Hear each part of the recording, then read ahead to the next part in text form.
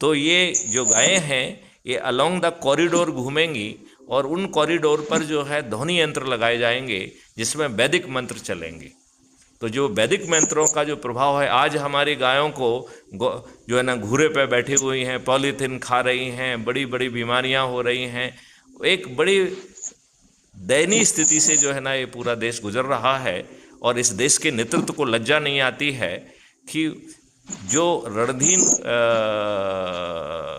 Penal code था, जो कि जनवरी 2019 में आर्टिकल 370 के साथ ख़त्म हो गया, उसके 2 साल बाद जो उन्होंने बोबाइन वो लेके आया है, वो अकेला जम्मू एंड कश्मीर के लिए क्यों लेके आया है? यदि उसमें 10 साल की सजा का प्रावधान है तो पूरे देश में वो क्यों नहीं है?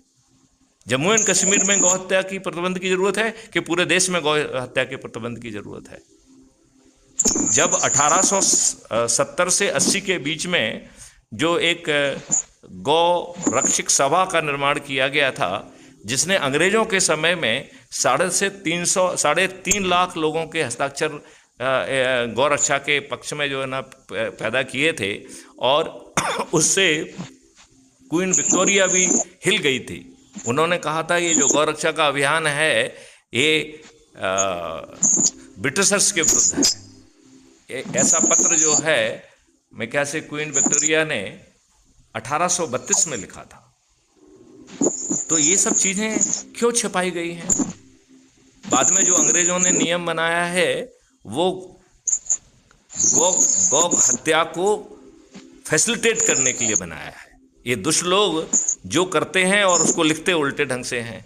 तो लिखने में उन्होंने लिख दिया कि साहब हम गायों को रेगुलेट करेंगे, रेगुलेट नहीं करेंगे। उन्होंने लिखा कि इतने मीटर के बाद आप गौ हत्या कर सकते हो। तो जो चीज़ रणधीर पिनल कोड में लिखी थी वो अकेला कश्मीर तक क्यों रह गई है? जब यहाँ के कानून जो है कश्मीर में लागू हो गए हैं, तो कश्मीर में यदि कोई अच्छे कानून है तो बाकी देश में लागू होना चाहिए कि नहीं होना चाहिए? बिल्कुल होना चाहिए।